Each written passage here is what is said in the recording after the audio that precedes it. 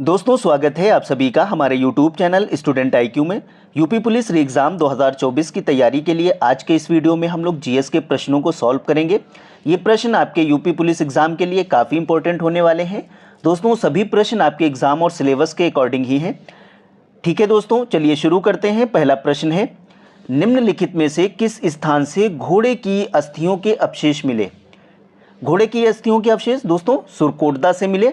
Option B correct answer है। सुरकोटदा की खोज जगपति जोशी ने की।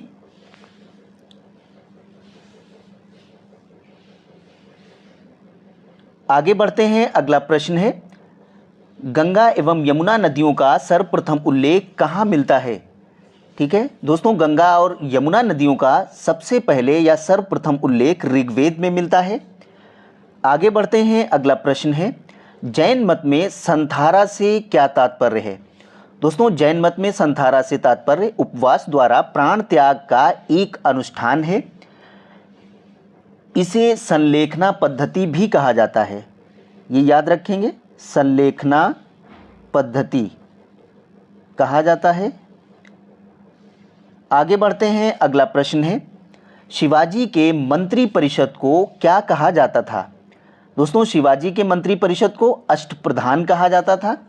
ठीक है, इसमें 8 लोग होते थे, पेशवा, आमत्य, वकिया नवीस, शुरू नवीश, सुमंत, सरे नौबत और पंडित राव और न्यायाधीश। ठीक है, तो ये 8 लोग मिलकर मंत्री परिषद बनती थी और इन मंत्री परिषद को या इस मंत्री परिषद को अष्टप्रधान कहा जाता था। आगे बढ़ते हैं। अगला प्रश्न है, निम्नलिखित में से किस शासक ने आगरा नगर की स्थापना की थी? वेरी इंपॉर्टेंट प्रश्न है दोस्तों। आगरा नगर की स्थापना सिकंदर लोदी ने की थी। ठीक है दोस्तों, सिकंदर लोदी 1489 में दिल्ली की राजगद्दी पर बैठा था और उसने 1504 में आगरा नगर की स्थापना की थी और 1506 ईस्वी में आगरा को अपनी राजधानी बनाया था। ठीक है, इसकी आगरा नगर की स्थापना 1504 में हुई थी और 1506 में इसने आगरा को राजधानी बनाया था। आगे बढ़ते हैं। अगला प्रश्न है, निम्नलिखित में से किस क्रांतिकारी ने अमेरिका में गदर पार्टी की स्थापना की थी? दोस्तों गदर पार्टी की स्थापना लाला हरदयाल ने की थी।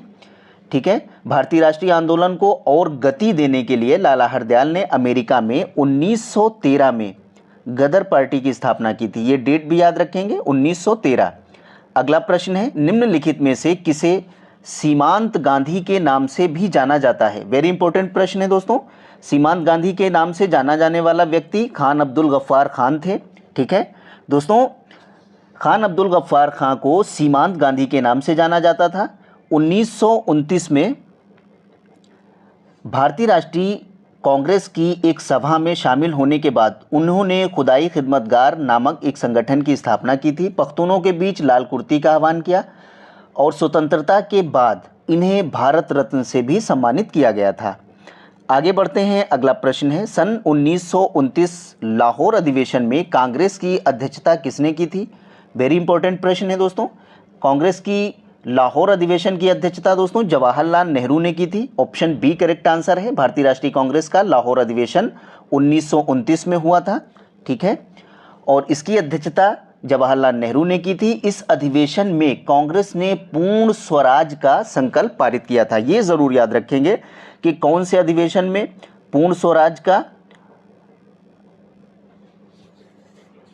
संकल्प पारित हुआ था, तो लाहौर अधिवेशन 1929।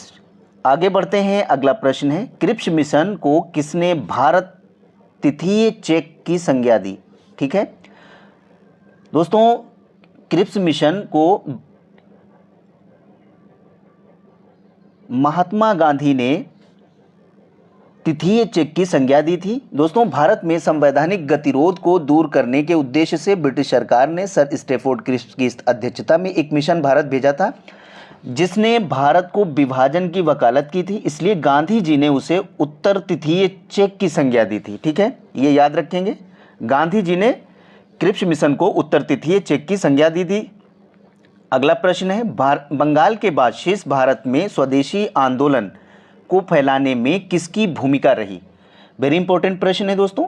बंगाल के बाद भारत में स्वदेशी आंदोलन बाल गंगाधर तिलक द्वारा फैलाने में इनकी मुख्य भूमिका रही थी। आधिकारिक रूप से बंगाल का विभाजन 16 अक्टूबर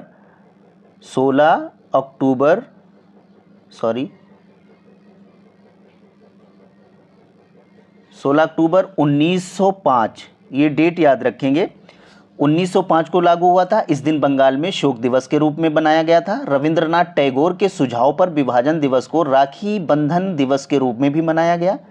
दोस्तों, बंगाल के बाहर महाराष्ट्र और शेष भारत में स्वदेशी आंदोलन के प्रचार में बाल गंगाधर तिलक ने महत्वपूर्ण भूमिका निभाई थी, ये याद रखेंगे।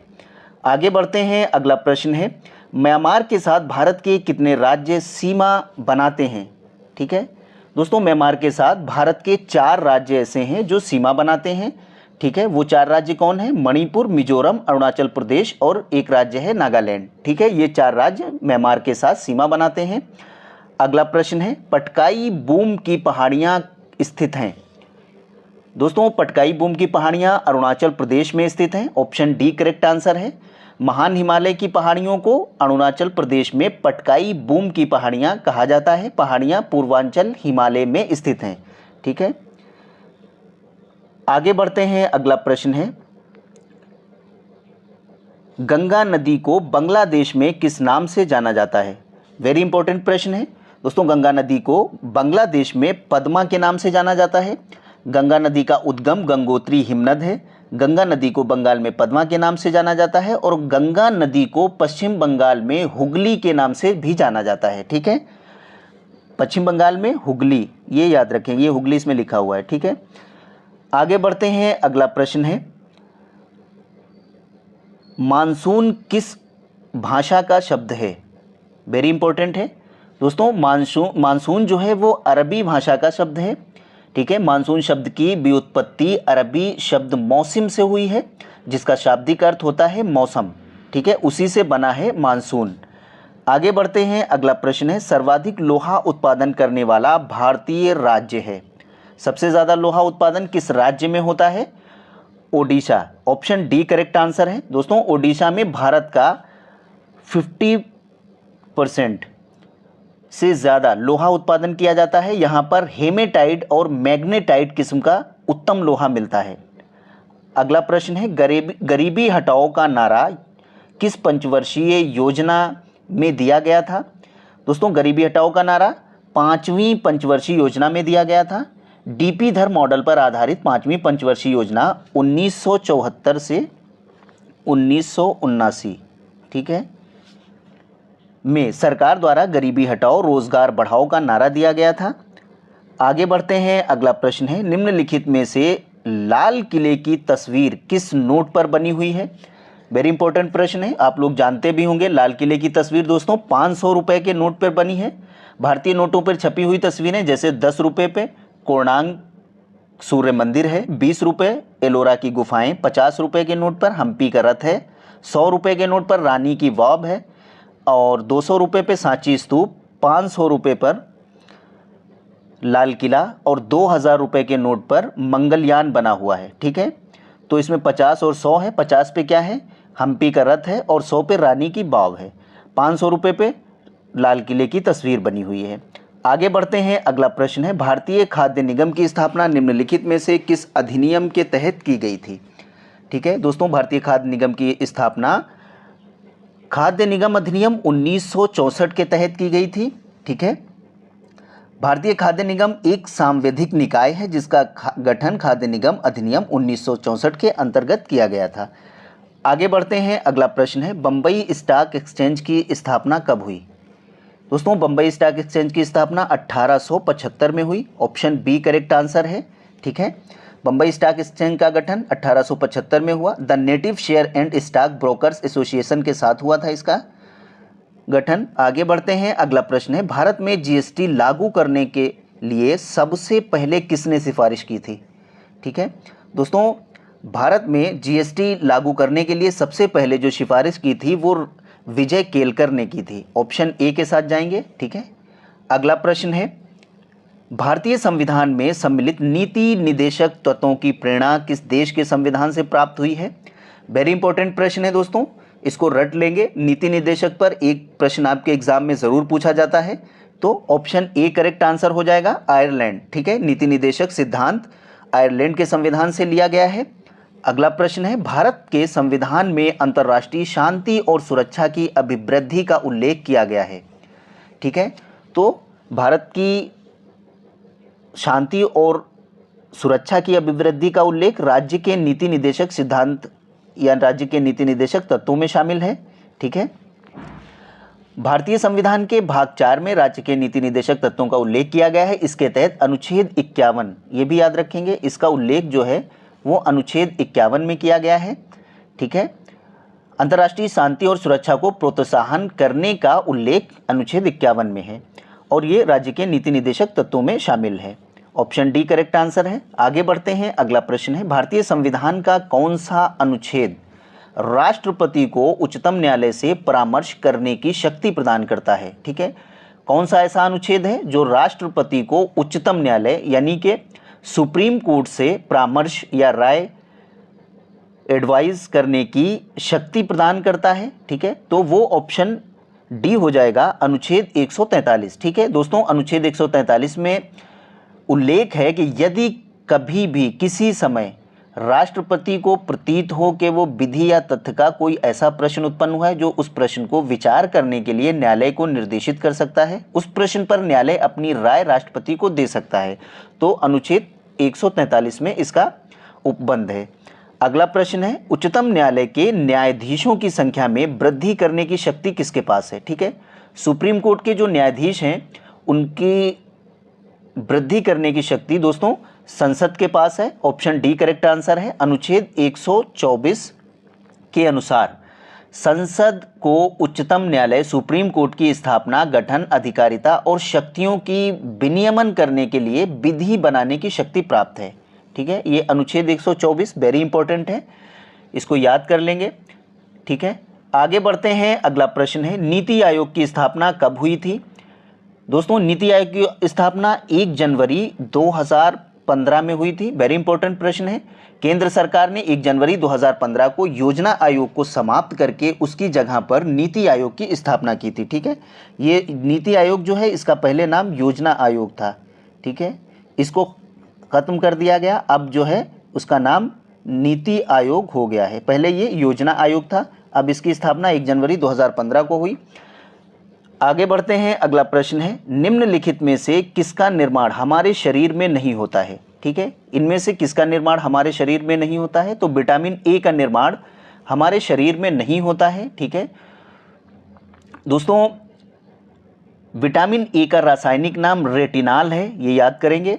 विटामिन ए की कमी से रतौंधी नामक रोग होता है। विटामिन ए का निर्माण हमारे शरीर में नहीं होता है और विटामिन ए का प्रचुर स्रोत गाजर है। ठीक है, ये कहाँ ज़्यादा पाया जाता है? गाजर में पाया जाता है। आगे बढ़ते हैं, अगला प्रश्न है, चोट लगने पर रुधिर का थक्का जमने में सहायक प्रोटीन है? तो ऑप्शन डी करेक्ट आंसर है, फाइब्रिन। ठीक है दोस्तों, फाइब्रिन चोट लगने पर चोटग्रस्त जगह पर रुधिर का थक्का जमने में सहायक है। ठीक है, आगे बढ़ते हैं, अगला प्रश्न है, दूध का दही में परिवर्तन किस जीवाणु के कारण होता है? वेरी इंपॉर्टेंट है, दूध का दही में जमना। दोस्तों ऑप्शन डी करेक्ट आंसर है, लैक्टोबैसिलस। ठीक है, दूध का दही में परिवर्तन लैक्टोबैसिलस जीवाणु की वजह से होता है, क्योंकि ये जीवाणु दूध की लैक्टोज शर्करा का किण्वन कर लैक्टिक अम्ल का निर्माण करते हैं, तो इसलिए लैक्टोबैसिलस से दूध का दही में परिवर्तन होता है।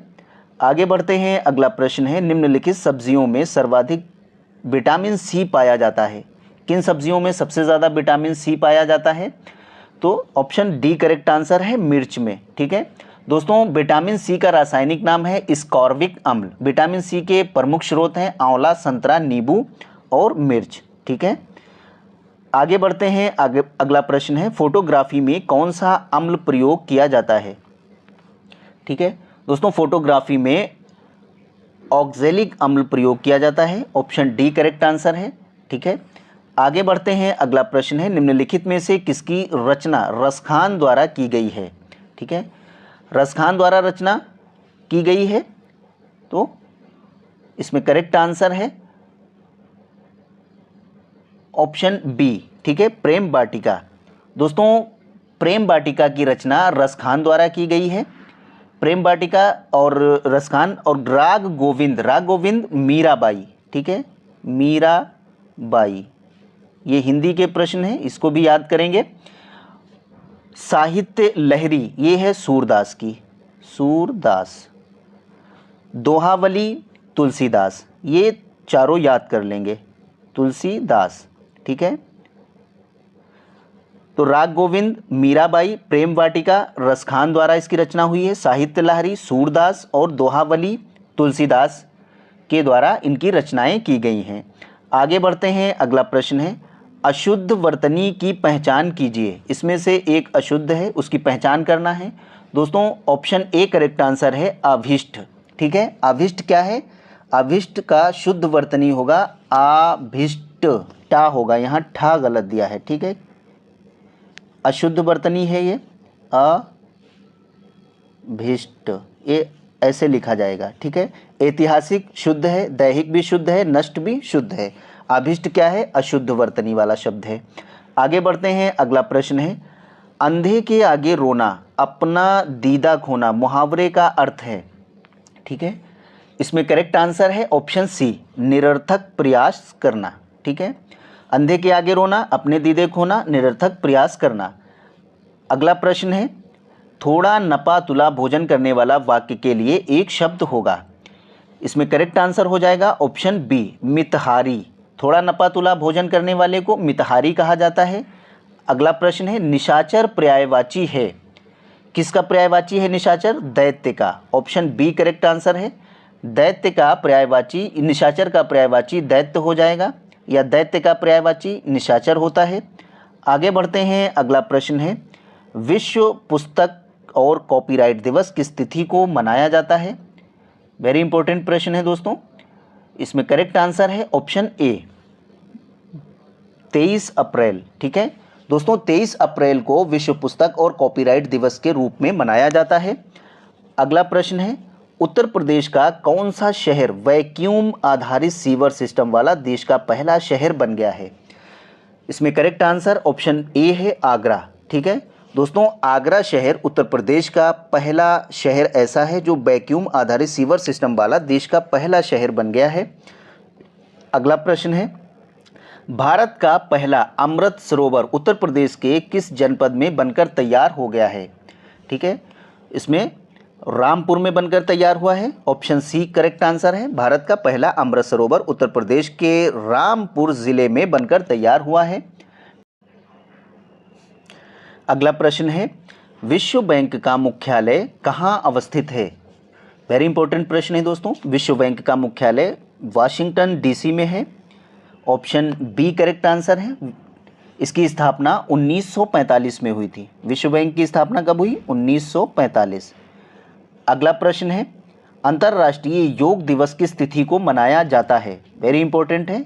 योग दिवस दोस्तों 21 जून को मनाया जाता है। ऑप्शन डी करेक्ट आंसर है। अगला प्रश्न है हवा महल अवस्थित है। हवा महल जयपुर में अवस्थित है। ऑप्शन बी करेक्ट आंसर है। ठीक है, आगे बढ़ते हैं, अगला प्रश्न है भारतीय कृषि अनुसंधान संस्थान कहाँ अवस्थित है? वेरी इंपॉर्टेंट प्रश्न है। भारतीय कृषि अनुसंधान संस्थान दोस्तों नई दिल्ली में अवस्थित है, ये याद रखेंगे। अगला प्रश्न है चैता निम्नलिखित में से किस राज्य का लोक नृत्य है? ठीक है, option A Uttar Pradesh, B Uttarakhand, C Himachal Pradesh और डी है पंजाब। ठीक है, तो चैता दोस्तों उत्तर प्रदेश राज्य का लोक नृत्य है, इसको याद रखेंगे। चैता कहाँ का है? उत्तर प्रदेश का है। ठीक है, ये उत्तर प्रदेश का प्रमुख लोक नृत्य है। रासलीला, नौटंकी, कजरी, चाचरी, ये सब उत्तर प्रदेश के प्रमुख लोक नृत्य हैं।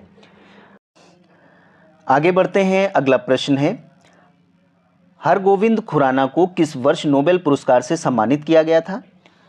ऑप्शन सी करेक्ट आंसर है 1968। दोस्तों हरगोविंद खुराना को वर्ष 1968 में कृत्रिम जीन के संश्लेषण के लिए चिकित्सा का नोबेल पुरस्कार प्रदान किया गया था।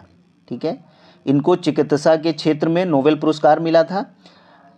अगला प्रश्न है, प्रसिद्ध पुस्तक कादम्बरी के लेखक कौन हैं?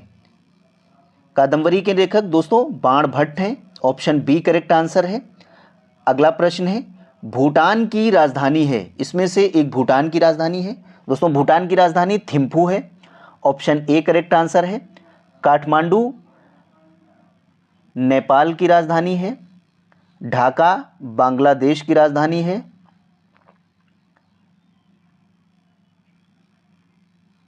और कोलंबो ये श्रीलंका की राजधानी है। आगे बढ़ते हैं। अगला प्रश्न है, निम्नलिखित में से किस देश की मुद्रा लीरा है? ठीक है, लीरा किस देश की मुद्रा है दोस्तों? लीरा तुर्की की मुद्रा है। ठीक है, और जॉर्डन की मुद्रा क्या है? दीनार। वियतनाम की मुद्रा डाग। लेबनान की मुद्रा क्या है?